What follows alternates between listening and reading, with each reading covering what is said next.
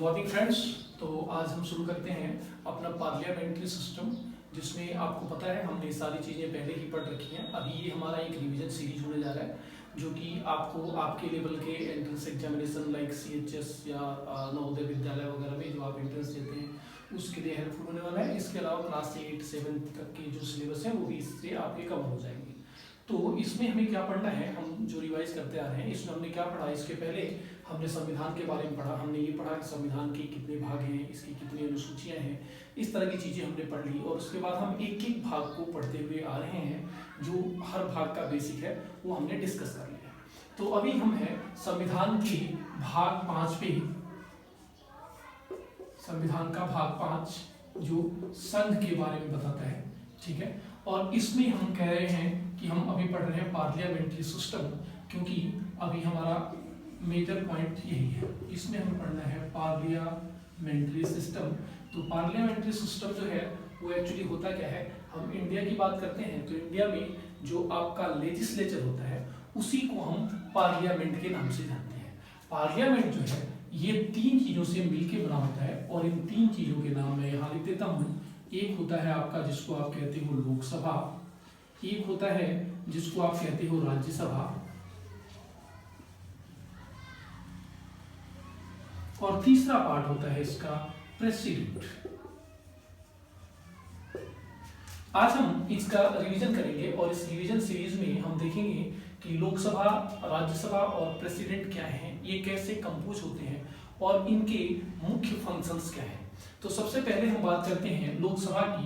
तो लोकसभा की जब हम बात करेंगे तो हम सबसे पहले देख लेते हैं कि इनके मेंबर्स कितने होते हैं। तो मेंबर्स की बात करेंगे हम, तो लोकसभा में एक्चुअली अभी की बात हम करें तो 550 टोटल मेंबर्स हो सकते हैं। इसी तरह राज्यसभा में 250 टोटल मेंबर्स हो सकते हैं। प्रेसिडेंट अपने आप में अकेला होता है। लेकिन अभी एक पॉइंट है जो हमें डिस्कस करना है।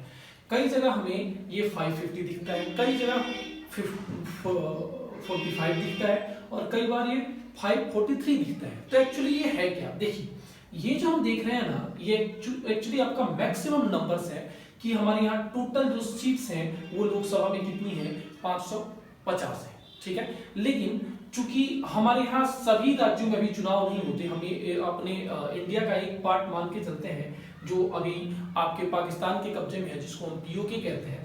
तो उसके जगह अभी हम चुनाव नहीं करा रहे हैं, इसलिए हम वो 5 सीट्स खाली रखते हैं। तो कुल 545 सीट्स हमारे यहाँ अभी अवेलेबल हैं, जिसमें से 2 सीट्स जो कि राष्ट्रपति द्वारा चुने जाते थे वो हमने अभी जो अपना रिसेंटली संविधान संशोधन हुआ है उसमें हमने वो इरेज कर दिए।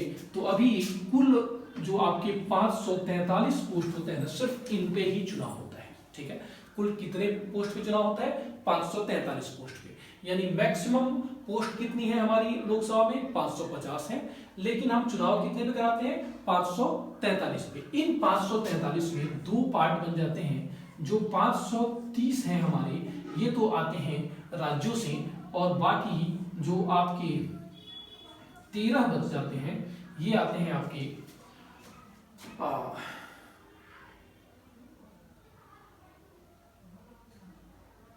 13 जो होते हैं ये आपके आ जाते हैं जो अपने केंद्र शासित प्रदेश हैं उनसे, ठीक है। इस 250 की बात करेंगे तो इसमें हम चुनाव कितने पे कराते हैं, 245 पे ही कराते हैं, ठीक है। जिसमें से 200 क्या बोलते हैं हम 38 जो होते हैं वो तो आ जाते हैं आपके स्टेट एंड यूटीज से, फ्रॉम स्टेट एंड यूटीज, और रिमेनिंग के जो 12 रह जाते हैं ये आपके प्रेसिडेंट के द्वारा चुने जाते हैं, ठीक है। यहां तक कोई दिक्कत नहीं थी।